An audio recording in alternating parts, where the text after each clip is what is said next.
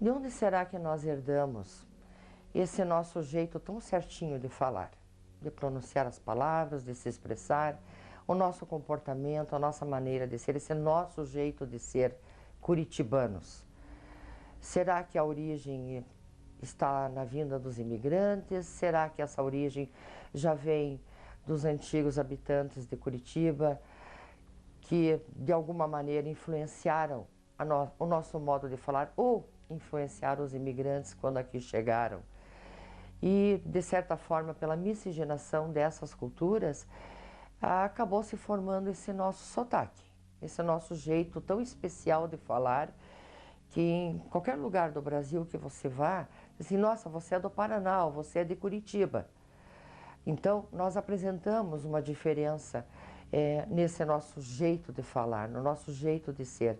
E esse projeto, ele foi em busca dessa informação, dessa explicação.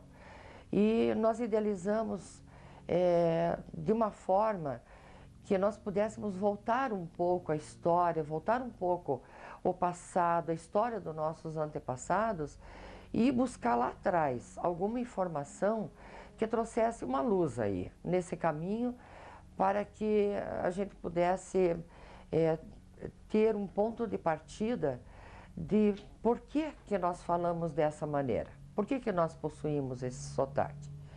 Nós fomos em busca de descendentes de imigrantes, fomos trabalhar também junto às aldeias indígenas, também aos descendentes de africanos, porque deles também nós temos muitas heranças, tanto no nosso jeito de falar, como nos nossos costumes, os nossos hábitos. E esse projeto, ele pretende trazer essas informações, mostrar esses caminhos que foram percorridos para nós sermos hoje o que nós somos. Leite quente dói no dente.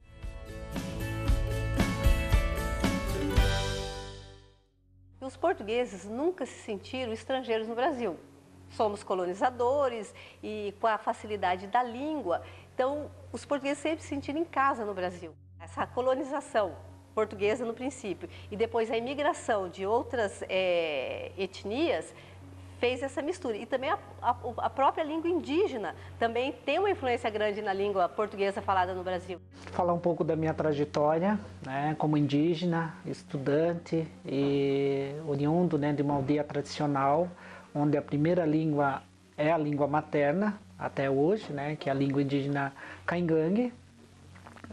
Sou da marca Camé, que é uma das clãs que divide o povo caingangue, marca listrada. Meus pais chegaram na década de 50, o meu pai chegou em 1958, já adulto, com 28 anos, a minha mãe chegou em 1952 com 13 anos de idade, veio com os pais dela, eles se conheceram aqui, e minha mãe, quando meu pai conheceu ela já tinha 20 anos, já tinha bastante tempo no Brasil, e enfim, casaram aqui. E eu já sou filha de espanhóis. Sou advogado e membro da Sociedade 13 de Maio. Essa sociedade foi fundada em 1888 por negros recém-libertos que tinham como objetivo albergar os negros recém-libertos, né, no pós-abolição.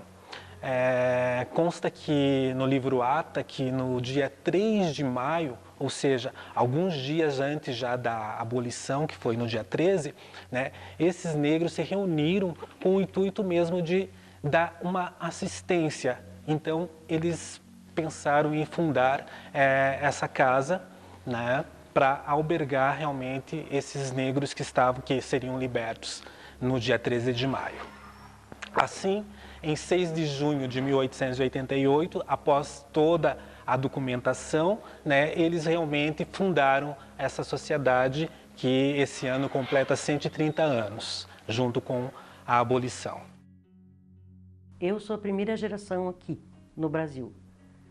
Meu pai veio com meus avós fugido da Segunda Guerra, da Alemanha para o Brasil. A minha mãe, ela é brasileira. Então, meus avós fugidos de guerra são os paternos, não os maternos. Se estabeleceram em Santa Catarina, em Porto União, depois União da Vitória, depois fomos para Entre Rios e daí voltamos para Porto União novamente e com o tempo viemos morar em Curitiba. Quando cheguei no Brasil, não tinha conhecimento da relação da língua portuguesa, porque geralmente os libaneses, eles falavam os francês, a segunda língua francesa. A questão dos franceses foi dominaram o Líbano depois da Segunda Guerra Mundial, né? Então, a gente não tinha conhecimento da relação da língua portuguesa, mas, porém, ajudou bastante a língua francesa a aprender mais rápido a língua portuguesa, porque são da mesma origem, né? Origem de raiz latina. Vieram em 4 irmãos, né, que vieram da Ucrânia. Vieram em 4 irmãos e veio a minha avó veio como era um outro carinho, que o sobrenome delas é Nogas até, da minha avó era. E daí ela veio, mas ela veio com 16 anos de idade, daí ela veio e casou daí no Brasil. Ela com meu avô, daí casaram aqui no Brasil. No Rio de Janeiro que eles chegaram, daí de lá eles trouxeram o pessoal aqui para o Paraná, trouxeram aqui justamente para Curitiba, e ali tinha um lugar que chamam de Campo da Galícia. Tem até uma igreja, Nossa Senhora da Auxiliadora, que é ali, que era o Campo da Galícia. E o meu avô veio encaminhado para o Brasil. No Brasil, eles chegaram em Santa Catarina, onde eles montaram uma colonização, mas começaram da estaca zero, tendo que cortar as árvores, construir seus barracos, fazer suas culturas. E isso foi uma época muito difícil porque não havia como escoar a produção. Então, meu pai recebeu uma bolsa de estudos e pôde sair de lá, porque ele já era adolescente e precisava de uma escola mais esmerada. Ele foi estudar em São Leopoldo, no Rio Grande do Sul. E de lá, ele voltou já adulto e a família já tinha saído de Santa Catarina e montado uma colônia em Curitiba, no Boqueirão. Leite quente dói no dente.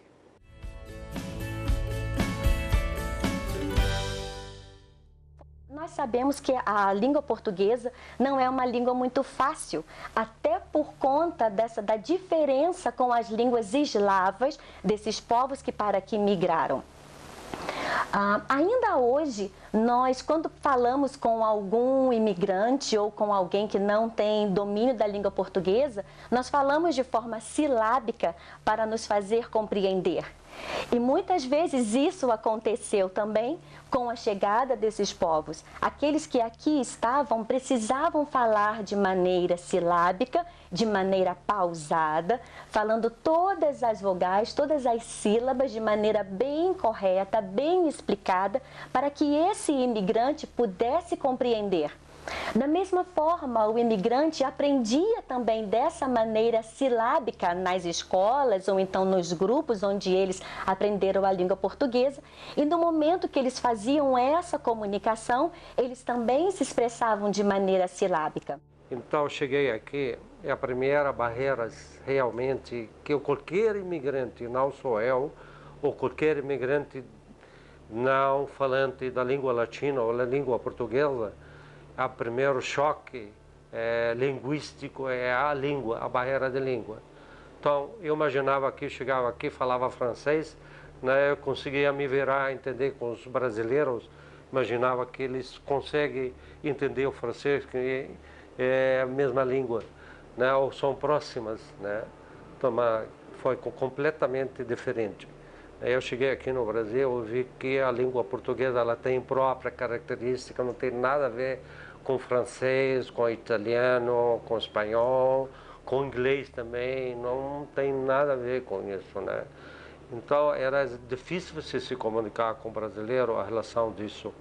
Mesmo para qualquer coisa que você vai fazer, você vai sentir dificuldade. Mesmo que você vai comprar um chiclete, né? Então você sente essa dificuldade, você não consegue se comunicar com eles, né?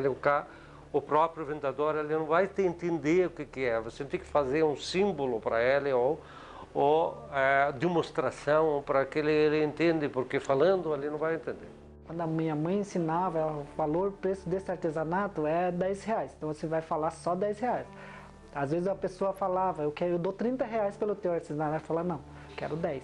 Então muitas vezes você não tinha essa noção, porque você usava uma fala decorada, uma fala pronta.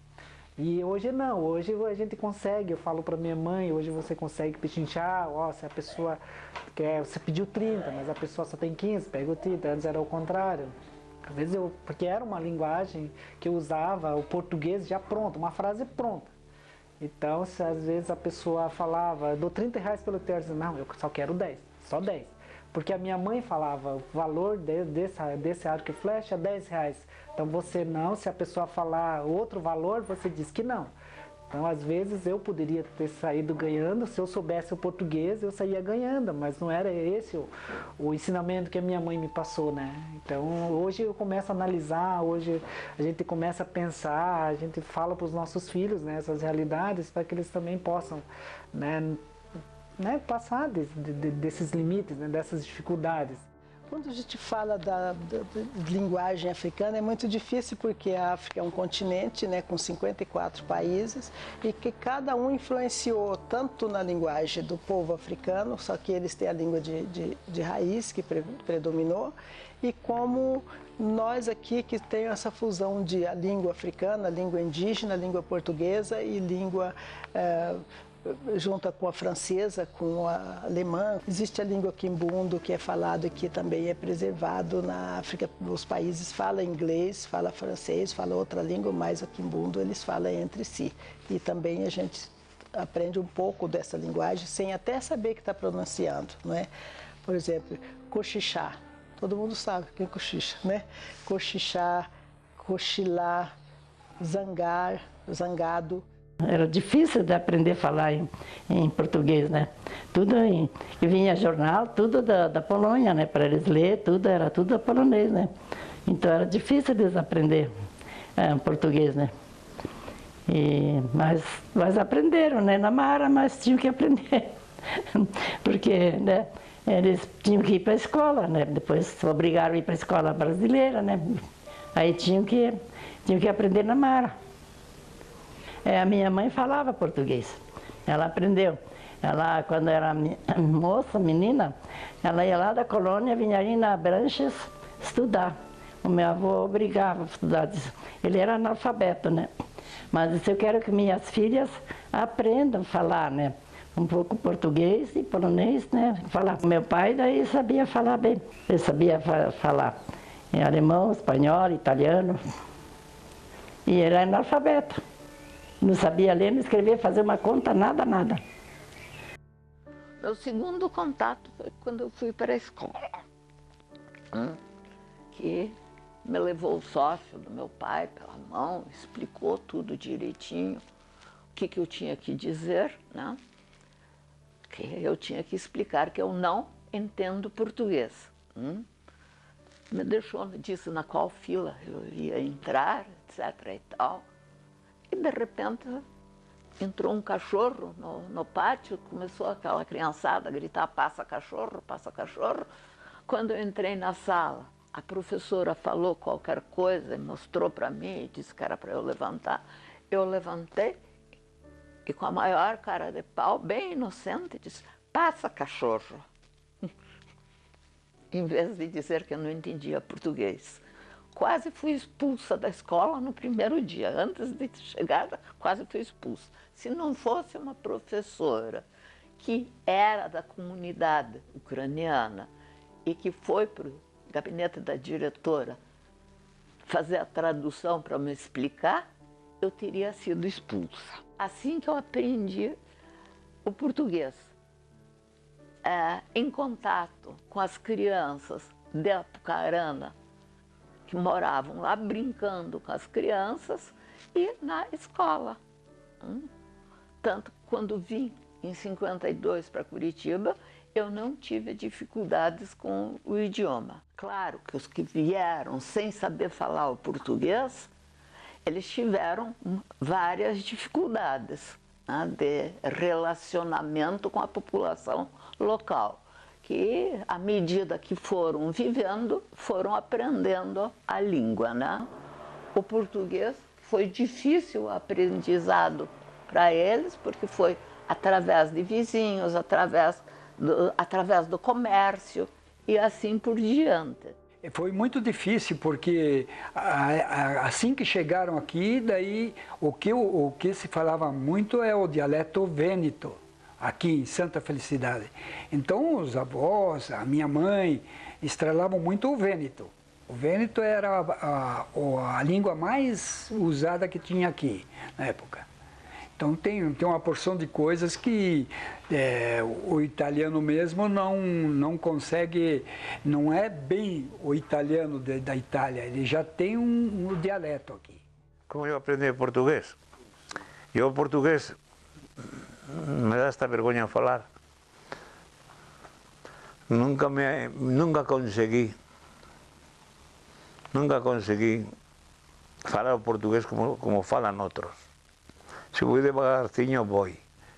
Mas estuve 42 anos no consulado.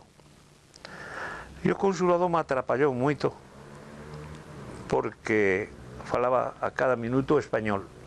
E sigo falando com minha mulher, com meus netos. E como nunca me ha hecho falta o português para sobreviver,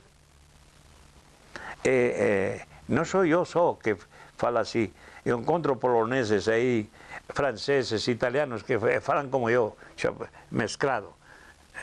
Nos chamamos chapurreado espanhol. É igual que um argentino fala espanhol, nunca vai. Você não fala português que falam em Portugal. Impossível. Então eu não escrevo português, para que sepa você. Não é que me sinto com vergonha, não. Eu me sinto mais um brasileiro, não posso votar. Pero me siento brasileiro. Não quer dizer que porque eu não fale bem o português, não amo o Brasil. Porque já repeti, já falei e te repito, tudo que eu tenho me lo deu o Brasil.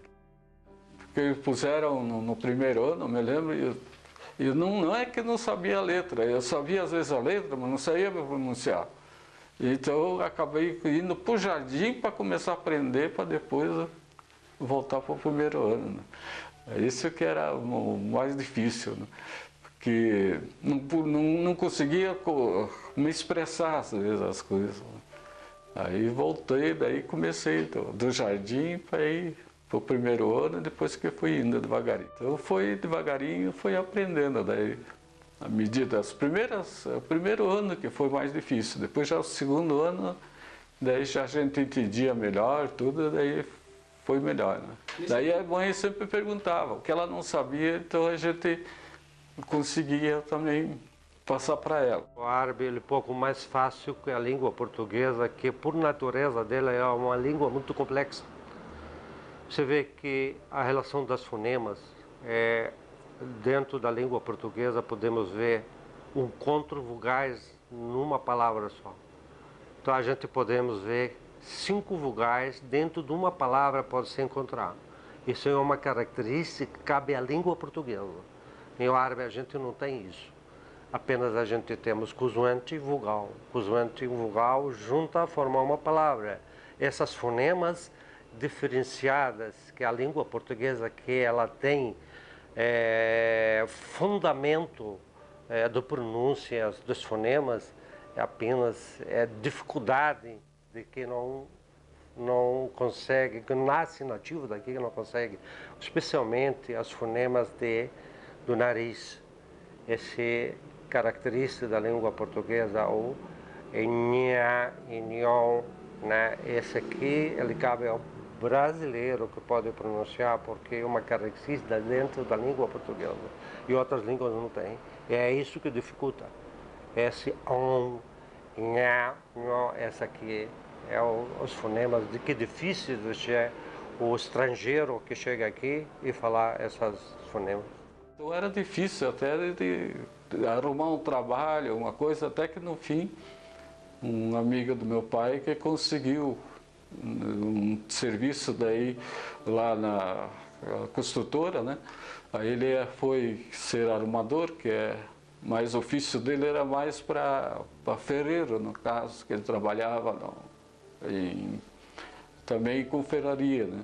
Então ele começou a fazer essas armações de ferro e tudo e ficou trabalhando até o resto da vida dele, até se aposentar lá. O meu pai foi mandado para o Rio Grande do Sul e as irmãs dele foram para Blumenau trabalhar como babás, para que houvesse uma possibilidade de sobrevivência, né? E elas aprenderam o português nas casas em que foram trabalhar. Os meus avós jamais aprenderam. E o meu pai estudou numa escola muito boa no Rio Grande do Sul e se formou professor.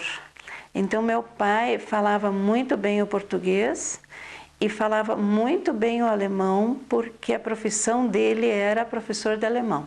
Leite quente dói no dente.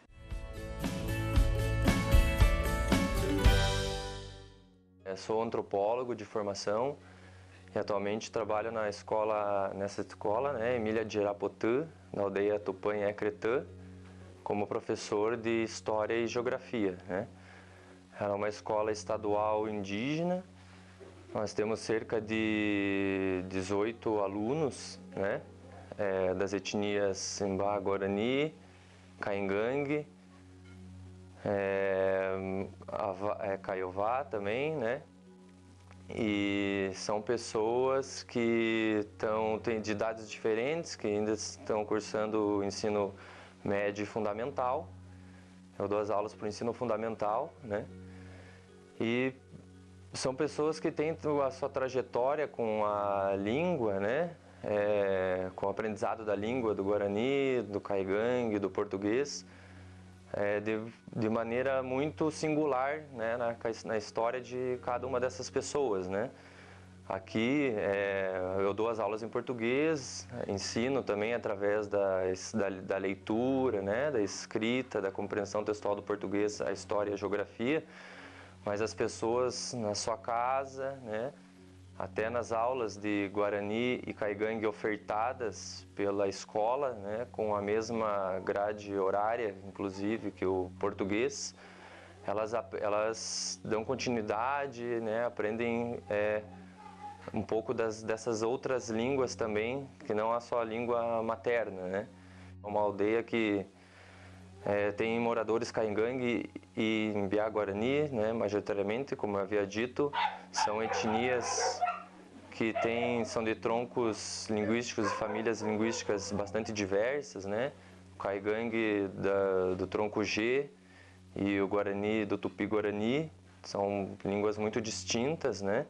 A gente observa a presença, né, dessa língua, de resquícios dela, de transformações a partir dela, nos topônimos, né, nos nomes dos lugares, nos nomes de acidentes geográficos que eventualmente tem na geografia brasileira, né, nos nomes das cidades, que são, por uma razão do seu acidente geográfico, tinha um determinado nome dado aos indígenas, né, por exemplo, Piraquara, né, o Buraco do Peixe, que é uma região onde já tem uma presença, né, hidrográfica expressiva, daqui, né, do Piraquara, aqui perto, onde nasce o Rio Iguaçu, por exemplo, né, cuja foz é a Foz do Iguaçu, né.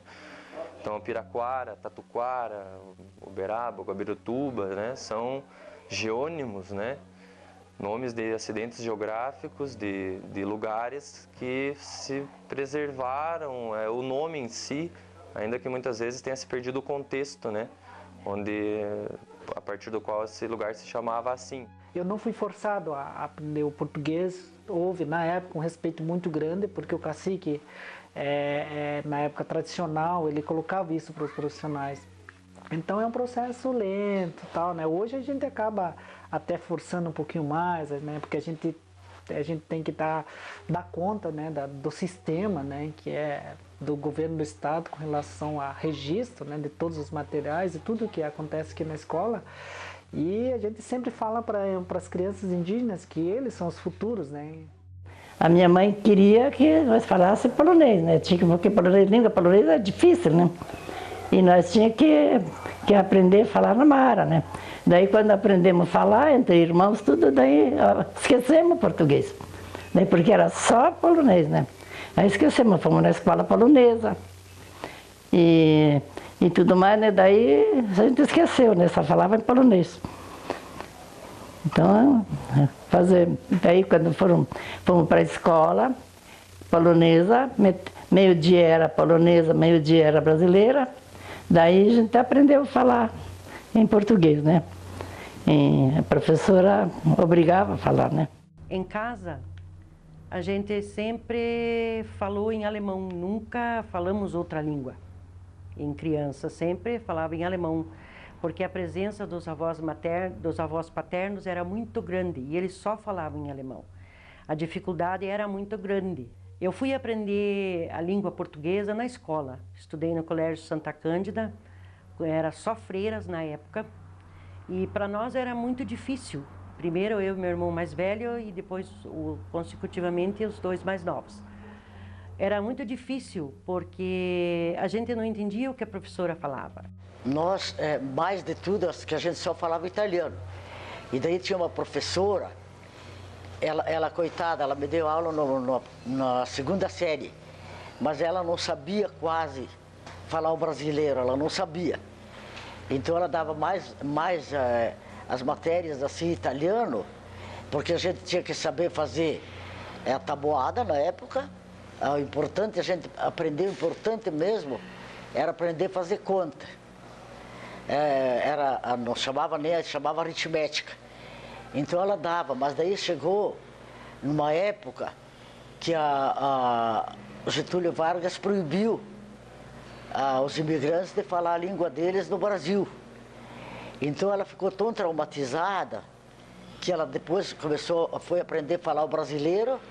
Ela devia ter uns 15 para 16 anos, essa professora. E ela nunca mais na vida dela ela falou italiano. Porque era proibido falar e principalmente a professora ensinar o italiano. Falar um pouco da minha trajetória, como que foi esse contato com a língua portuguesa. Iniciei as minhas atividades na escola com um professor bilíngue, um professor formado por uma escola no Rio Grande do Sul. Ele era gaúcho, né, meu professor, ministrando os 2 primeiros anos de educação infantil, que hoje nós chamamos de pré, só na língua indígena. Tive contato com a língua portuguesa a partir da segunda série, com uma professora que também era funcionária da FUNAI, onde ela ministrava as aulas das disciplinas. Aí que eu comecei a desenvolver, concluindo a 4ª série. Na época, na aldeia não tinha, né, ainda a 5ª e 8ª, e eu tive que sair fora da aldeia para poder estudar fora. Aí que começaram as primeiras dificuldades, a questão da discriminação, o preconceito, por eu falar só uma língua indígena, só a língua indígena, o meu português ainda ela não era desenvolvida, eu falava pouco português, porque para mim é uma língua estrangeira, a segunda língua, né? Então meus colegas que estudavam comigo anos iniciais, eles acabaram desistindo, muitos nem chegaram a se matricular, onde eu acabei indo sozinho estudar, né, na 5ª série. Claro que no primeiro ano eu tive minhas dificuldades por falar só a língua indígena, né, para poder entender os professores, porque eu estava em um outro país, né, eu estava em uma outra situação que não era do cotidiano. Eu não me lembro assim de ter tido dificuldade para aprender espanhol, né? Eu sim me lembro que depois da minha vida inteira eu sofri muito com o português. As minhas notas assim em português eram sempre vermelhas e a gente sempre falou, na minha casa sempre se falou em espanhol. A princípio, quando eu fui para a escola, eu tentei voltar para cá, eu voltava para casa e queria falar português. E a minha mãe, aí ela realmente foi muito astuta, ela foi visionária e ela me obrigava a falar espanhol. Tanto eu como meu irmão, eles não permitiam que a gente falasse em português. não sei, eu não sei por que eles pensavam isso, né? Mas com o tempo minha mãe foi dizendo que a única herança que ela podia me deixar era o idioma. A criança tem muita facilidade em aprender línguas simultaneamente e sabe exatamente com quem ela deve falar qual língua. Então, nós sabíamos que dentro de casa se falava alemão, mas no que eu saísse de casa falava português. Então, isso entrou simultaneamente. Não houve um momento do aprendizado do português, né? Onde, por exemplo, na comunidade onde as pessoas só falam alemão, as crianças acabam aprendendo português só quando entram na escola. Mas não foi o nosso caso. No nosso caso, nós estávamos aqui já morando na cidade, nós nunca moramos na comunidade, sempre moramos na cidade. E os nossos vizinhos sempre falavam português. Então, como criança, nós aprendemos os dois idiomas simultaneamente, né? Isso para a criança não tem dificuldade nenhuma. Ela aprende 2, 3, 4 idiomas simultaneamente. Leite quente dói no dente.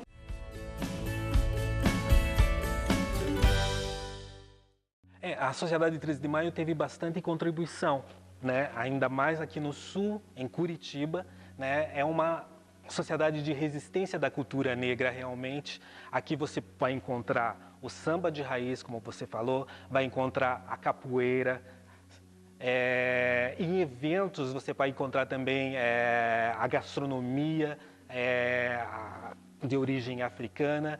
Outros eventos que nós promovemos aqui também com os novos africanos que aqui chegaram. Essa é o perfil dessa sociedade. Ao falar do conceito de cultura, temos que pensar a cultura não como algo estático, algo parado no tempo. A cultura é algo vivo, né? As manifestações humanas, as mais variadas, podem ser entendidas como cultura. Podemos entender como cultura o conjunto de práticas, o conjunto de representações, mas também o conjunto de símbolos, de crenças, aquilo que norteia a prática humana em todas as suas esferas de atuação. A cultura está presente através da linguagem, né? Há um intrincamento muito grande entre cultura e linguagem, difícil separá-las. Tanto que grandes antropólogos, quando vão estudar outras culturas, a primeira tarefa é aprender a língua, porque a cultura se expressa de forma muito intrincada com a própria língua. Então, a linguagem e a cultura são fenômenos muito associados e de difícil distinção. E eu me lembro que meu irmão, quando eu chamava ele, o nome dele era Roberto, e eu falava: Roberto! E minha mãe brigava comigo. Não, é Roberto. E tanto que é muito engraçado, porque eu sempre pronuncio Rosa, Roberto, né? Marco muito os R's, porque o espanhol ele não tem essa fonética gutural, né? E eu sofria muito com o R. E foi engraçado que quando os meus filhos nasceram, eu percebi que os brasileiros tinham muito problema para falar o espanhol com o R. E então eu obrigava eles também, naquele jogo de O Rato Roeu a Roupa do Rei de Roma, desde pequenininhos, para que o R fosse uma pronúncia correta, né? Para que eles falassem o espanhol corretamente. Essa geração de imigrantes, que foi a terceira onda migratória que o Paraná recebeu na década de 50, infelizmente não preservou o seu idioma. Talvez pela proximidade do português com o espanhol, realmente são poucos os filhos espanhóis que falam o espanhol, o castelhano. Houve também um grande problema para manter o idioma por esses idiomas regionais que a Espanha manteve, né? Os catalães, os galegos. Mas, de certa forma, aqueles que falavam o castelhano normal, que na Espanha se diz castelhano, também não fizeram um grande esforço para manter o idioma. E eu acho que a proximidade com o português ajuda a você não manter o idioma. Então, você fala já misturado, a gente já entende, você fala uma palavra e parece que é espanhol, mas não é espanhol, né? Eu sempre conto que, por exemplo, eu com 13 anos, numa viagem para a Espanha, descobri que caneta não era uma palavra espanhola. Mas na minha casa a gente sempre falava, passa-me a caneta. Ninguém falava que estava errado, eu descobri que era bolígrafo. Então, porque era muito mais fácil você dizer caneta que você dizer bolígrafo. Então, são palavras que foram se perdendo. A questão é o seguinte, minha mãe veio que gostaria, né? Mas o meu pai não, por ser polonês, né? O polonês, e daí ia dar discórdia na família. E para não haver discórdia na família, então ninguém teve a felicidade de aprender ucraniano, nem polonês. Os Guarani habitaram mais o litoral, né? Os povos de língua tupi-guarani, né? E os caigangue, os planaltos, majoritariamente. A gente está numa região bem de divisa entre a Mata Atlântica e a região de Planaltos, né, no Paraná. E no que tange a língua, né, o aprendizado da língua ou a influência da língua, dentro do português, o Guarani ele foi muito mais preponderante que o G, né? Mas houve muitas comidas que foram recriadas aqui, porque a alimentação era muito escassa na senzala, e aí os patrões não comiam os miúdos do porco. Não comia cabeça, não comia orelha, não comia o pé, não comia rabo de porco. E aí os negros pegavam tudo isso e foi juntando e fazendo, misturando no feijão, cozinhando com feijão e colocando seus temperos, e tornou-se a feijoada, que hoje ninguém diz que a feijoada foi criada dessa forma, diz que a feijoada é brasileira, a única comida brasileira. Sim, ela nasceu aqui no Brasil, mas ela foi criada pelos negros em uma situação de vulnerabilidade. Eu falo mais do dialeto da minha mãe, que era de Tirol. Meu pai era de Feltre, uma cidade pequena de Belluno, e a minha mãe era tirolesa. Hoje meus filhos, com os meus filhos e os meus netos, eu falo mais o português do que o italiano. Mas também, se eu falar italiano, eles não falam. Porque daí nós tivemos um problema. Quando a gente começava a fazer segundo, terceiro e quarto ano, na época, tinha um colégio aqui, que era de 4 irmãs, e todo mundo tinha uma grande dificuldade na matéria de português. Muita dificuldade. Todos os filhos de italiano apanhavam naquela matéria de português.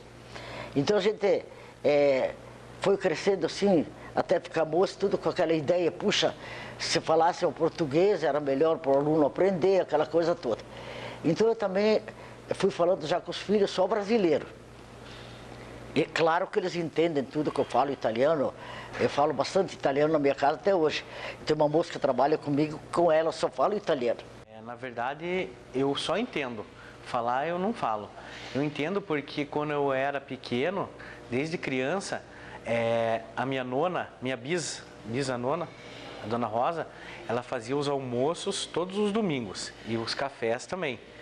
E desde criança eu convivo escutando o dialeto que eles falam em italiano, né? E daí, ao longo do tempo que a gente vai escutando, a gente vai aprendendo, mas falar eu não falo, eu só falo em brasileiro mesmo, em português. O jeito que ela fala é mais puxado para o dialeto deles, que vem da Itália mesmo, né? Como que eu posso dizer? Uma expressão mais antiga, né? Do nosso modo de falar de hoje em dia, né? Eu acho que, na verdade, a gente acha que é uma coisa muito legal, assim, porque é uma tradição, na verdade, né? Porque antigamente eles falavam só italiano. Aí, ao longo do tempo, que eles foram passando gerações, que agora a gente só fala o português mesmo. Mas eu gostaria de saber falar também esse dialeto que eles usam. Os meus tios, minha nona, o meu nono usava, né? O vêneto eu entendo algumas palavras, mas bem poucas. Quando meu avô e minha avó estão conversando, eu só consigo acompanhar algumas palavras que eles falam. São bem poucas. Em casa, como a gente falava sempre só em alemão, a vovó só falava conosco em alemão. E mesmo quando o papai e a mamãe também estavam em casa, à noite, no final do dia, também só se falava em alemão. Mas quem sempre ficava conosco, praticamente o dia inteiro, vai para a escola, volta da escola, tem seus afazeres, cada um tinha suas obrigações, era a vovó, né? E ela só falava em alemão com a gente. Então se preservou a língua na nossa família por causa dela. Eu acho que se não tivesse tido isso, a gente não teria, até hoje, essa herança, porque eu acho que é uma grande herança, principalmente, em tudo. E eu tenho comigo uma coisa assim, que as pessoas deveriam, eu começo a ficar emocionada, preservar mais a sua cultura, bem mais, não importa a raça, qualquer raça, preserve a sua cultura, a sua língua, sempre, que eu acho que isso é muito importante para a formação do ser humano. Leite quente dói no dente.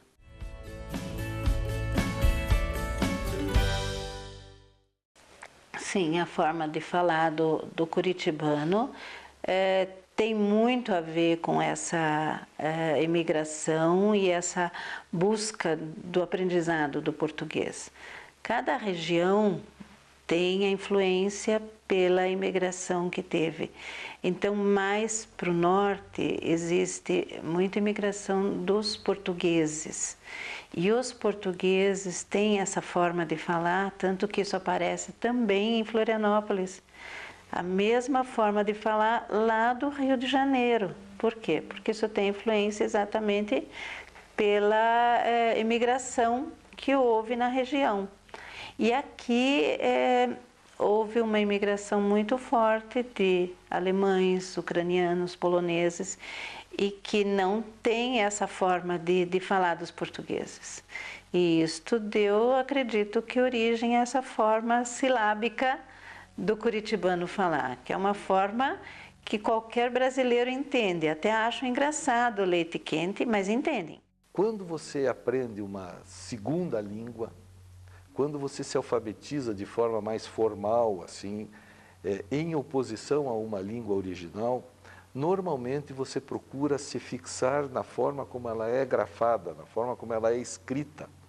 É como se aquela palavra aparecesse escrita no teu cérebro, letra por letra, e você assim a pronuncia. Então é difícil para nós, por exemplo, quando falamos em inglês, o tal do sotaque. A nossa tendência é repetir a palavra como ela é escrita. Então, em vez de eu dizer let it be, a vontade é dizer let it be, porque é como ela está escrita e é assim que ela aparece na minha mente. Eu tenho que me forçar e repetir a exaustão para pegar a pronúncia. E eu chego lá nos Estados Unidos ou na Europa e todo mundo vê que eu sou estrangeiro, porque eu não consigo falar com precisão. Os árabes, em especial, e todos aqueles que falam uma língua não latina, eles têm essa dificuldade maior com a pronúncia e procuram falar as palavras como elas são escritas. E talvez por isto, no Paraná, em outros estados onde existe essa força migratória, as palavras são pronunciadas mais corretamente. Então esses imigrantes até são responsáveis pela manutenção das palavras como elas são escritas. Talvez, se não fossem os imigrantes, nós já estivéssemos escrevendo leite em vez de leite, como é a origem da palavra. Então, por esta característica de vinda de muitos imigrantes do Oriente, não só do Oriente Árabe, mas do Oriente Asiático, Japão, China, dos ucranianos, dos poloneses, dos iugoslavos, etc., que falam uma língua bem diferente dos russos, que falam uma língua não latina, é que nós tenhamos essa forma tão clara de falar as palavras exatamente como elas são escritas.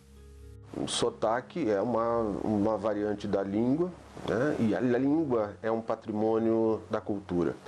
A língua é uma manifestação da cultura operada por pessoas e na sua forma de expressão, na sua forma de transmissão, sofre de processos históricos.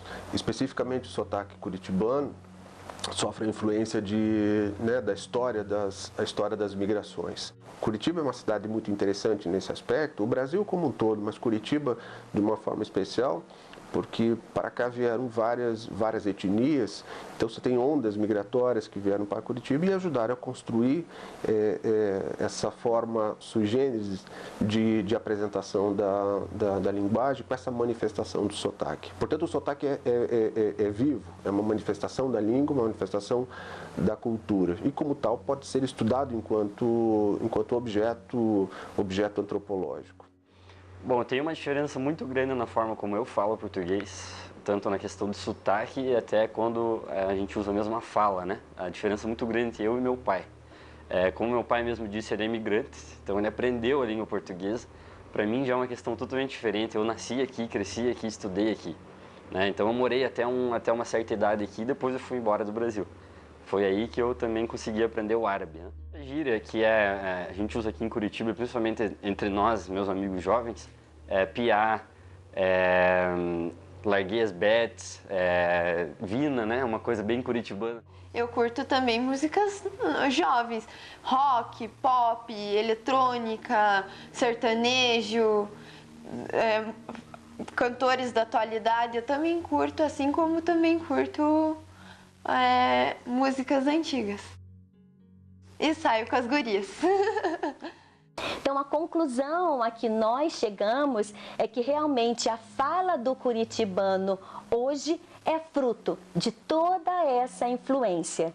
É algo diferente do restante do Brasil, porque aqui realmente houve uma imigração em massa dos mais variados povos e nós vemos isso na peculiaridade da forma como o curitibano se expressa.